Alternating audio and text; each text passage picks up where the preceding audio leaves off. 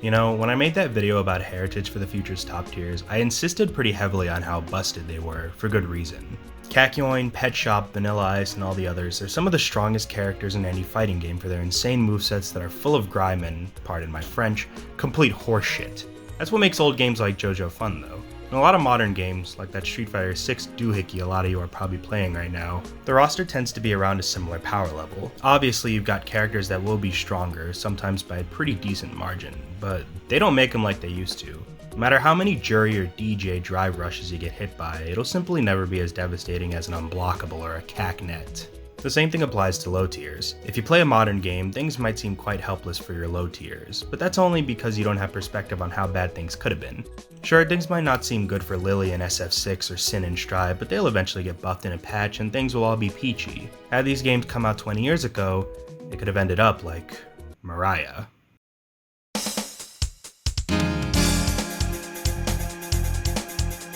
Let it be stated that Heritage for the Future was quite an inventive game when it came down to fighting game archetypes. Besides creating the first instance of a puppet character, there's so many examples of audacious and inventive character design across this entire roster, and the absolute pinnacle of this might just be Mariah.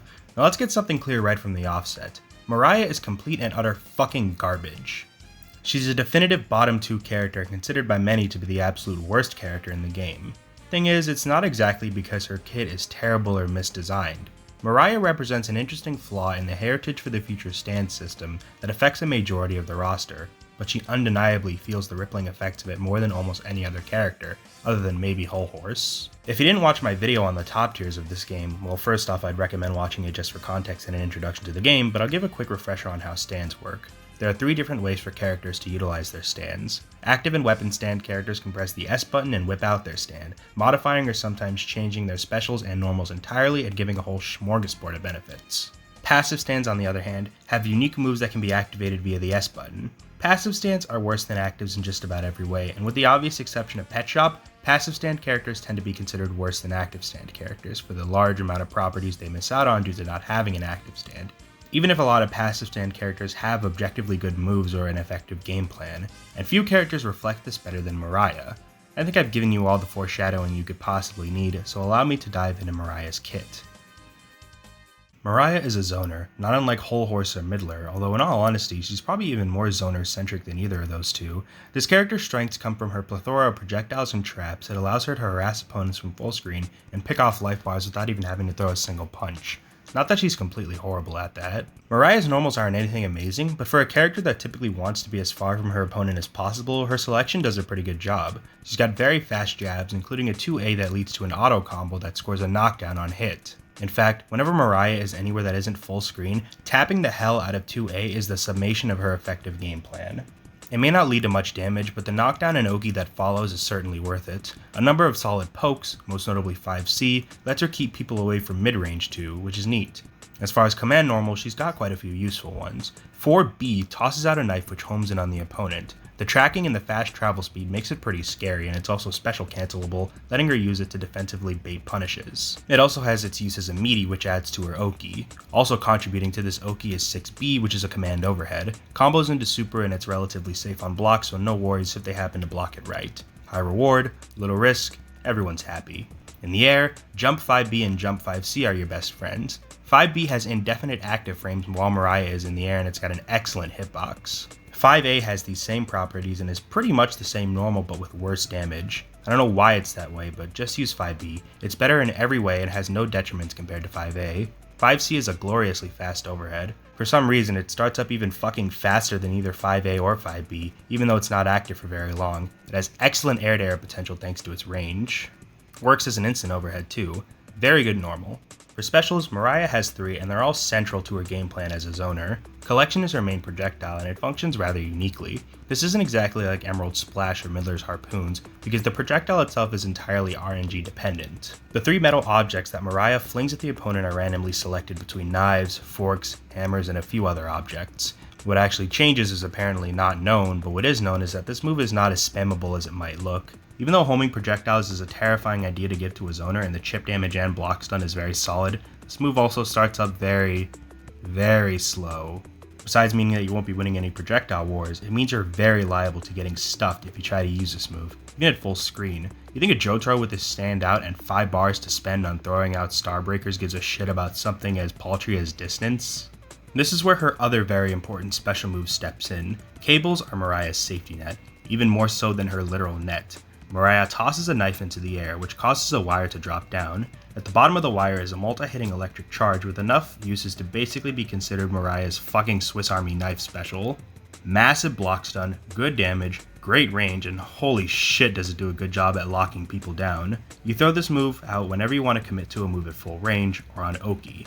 Now the wire can be cut, which cuts the duration short, but trying to fish too hard to get it cut down can actually allow Mariah to punish her opponent quite efficiently. Also, the knife can hurt opponents when it's traveling up to cut the cable, which makes it another solid anti-air.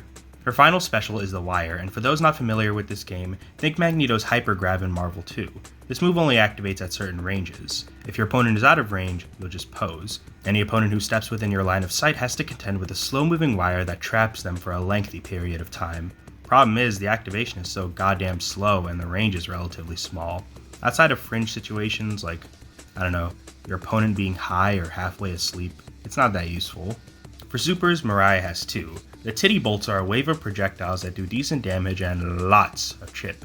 You can use this on the ground or in the air, and it acts as a solid ranged option. Since it's so active and covers a decent amount of screen, it gives her a good pivot option at full screen, but the incredibly long startup makes using this move at close range a dangerous gambit. No, for close range, you want to use 214AA, the Iron Crush. This move is nasty. Very nasty. The short range it hits is compensated for by the sheer damage utility this super provides. Besides comboing out of pretty much all of her important buttons, it's also notable for allowing her the best damage she'll ever realistically get. Thanks to a nifty glitch, Mariah can loop the super, theoretically, for an indefinite amount of times, giving her one of the easiest TODs in the game, provided you can get into the situation where the super is loopable. Really though, a lot of what I've talked about is semantics, because it doesn't really matter for dick until we look at how it functions in relation to Mariah's most unique mechanic, her S button. Mariah might just have the most unique S button in the game. Most passive stand characters' S buttons are merely just another attack. Not so much with Mariah. Pressing S with Mariah will place Bastet on the screen as an outlet. She can place them in various different positions, including one which sets it on the floor. This position hits low, so it's a nice little mix-up tool. The main utility here though is contributing to Mariah's level. Yep, she's a level up character. I'm uncertain as to whether she's the absolute first, but certainly one of the first, which isn't surprising given this game was pretty inventive with character abilities. The power of Mariah's specials and supers is directly tied to her level. At low level, you're not getting much, if any, mileage off of her slow-ass projectiles or the wire. As your level rises, the speed of these moves becomes enough that Mariah transcends annoying and becomes legitimately scary. Max level Mariah's projectiles from collection become faster and their tracking becomes, frankly, obnoxious. The wire's activation range increases dramatically, allowing it to activate at what's basically full screen, and the cable travels farther and deals more hits. Her titty bolts travel much faster at max as well, and Iron Crush deals more damage, giving her supers more utility. However, the weaknesses of a level up character are always set in stone. Mariah's level goes up to 8, meaning she has to hit you with these pissy outlets 7 fucking times to max out her shit. Now to be fair, this isn't the most difficult condition to fulfill, especially since placing outlets on the floor gives her solid mix-ups, but you always have to consider that while Mariah needs to actively spend time trying not to suck in battle, everyone else on the roster is starting off at their strongest, making Mariah handicapped against any other character besides herself. Now if that was Mariah's biggest problem, she might not actually be that god-awful. She'd likely still be bottom tier, but boy if there aren't more problems inhibiting Mariah's ability to fight most of the roster. So recall earlier when I talked about the difference in active and passive stands, that mention of the large amount of benefits that active stands get. Well, allow me to go on a diatribe about how these mechanics completely fuck Mariah harder than any other character in the game. I suppose I'll start with a big one for a zoner, chip immunity. When an active stand has their standout, they can't take chip damage. At all. Now yeah, chip damage can't kill in this game, so it's not the most massive deal in the world. And yeah, the extra damage to the enemy's stand gauge is helpful, but even that small benefit isn't as valuable as you might think. It takes a literal second for the opponent to go back to standoff and restore their stand gauge. Rarely will Mariah ever be threatening enough to force a character out of stand on, especially when most active stands are arguably just as scary without their stands. More to the point, Mariah doesn't get much off of stand crashes anyway, so even being able to empty your opponent's stand gauge isn't that much of an advantage. Another massive problem is that active stands are completely immune to being knocked down in stand-on. This is a massive problem because of Mariah's other strength, her Oki. All her wonderful 50/50s and unblockables that she can use to bolster her levels and gain good damage, almost completely invalidated because as long as those stands are out, no character will be knocked on their ass. So let's go over all of that again. If an active stand character is in stand-on, Mariah can't chip them and she can't knock them down. Simply having an active stand allows you to completely remove two of this character's biggest strengths, and believe me, it doesn't end there. Did I forget to mention that Mariah can be leveled down? Fucking leveled down? Landing a throw on Mariah will directly drop her down one level, and you have no idea how detrimental this is, especially given the long amount of startup many of her moves have.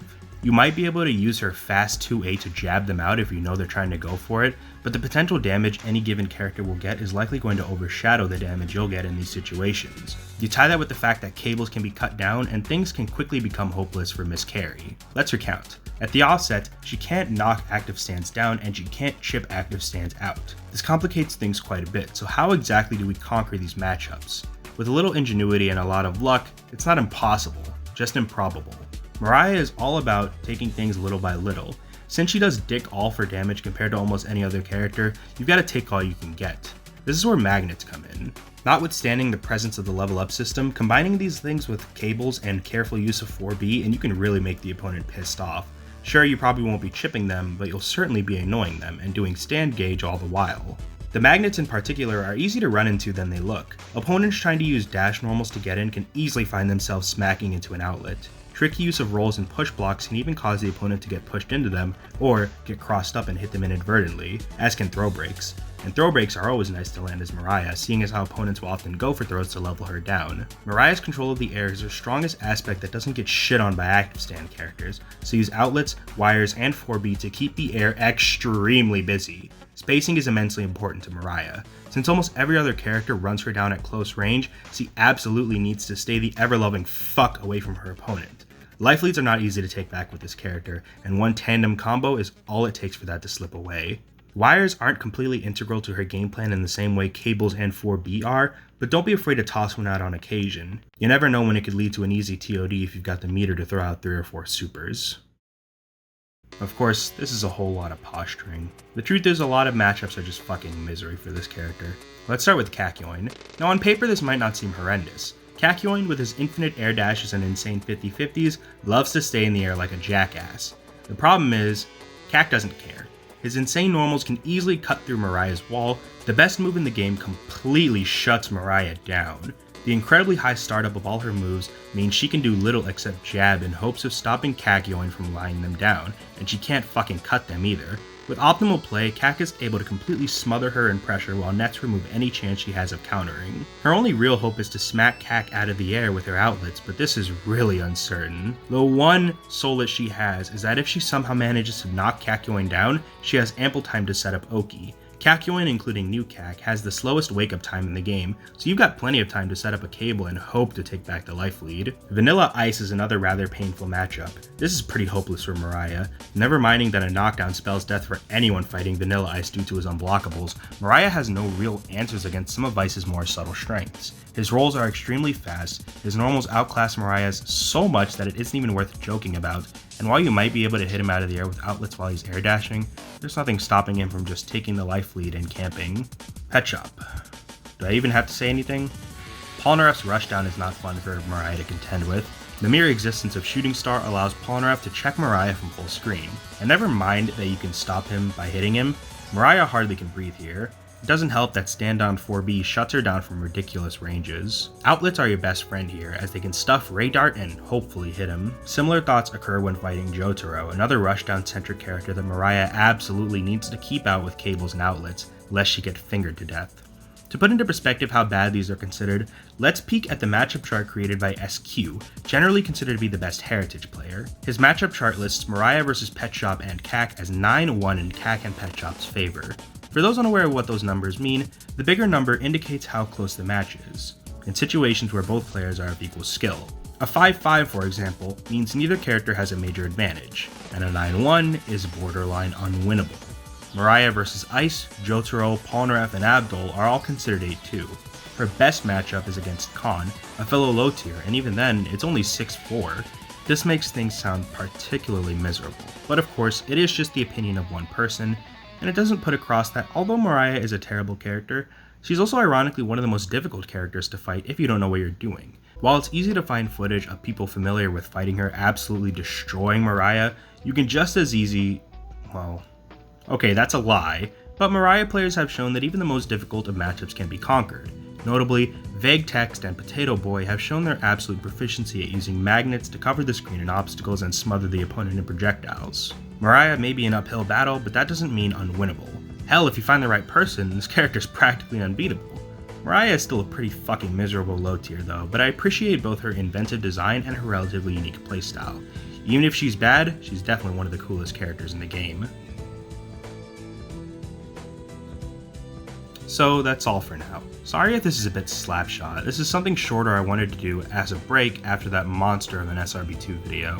Next time we'll be back with something a bit more substantial, so I hope you'll tune in. If you enjoyed the video, make sure to leave a like and comment, and subscribe to the channel and hit the notification bell if you'd like to keep up with my content. Thank you for watching, have a great night, and take care.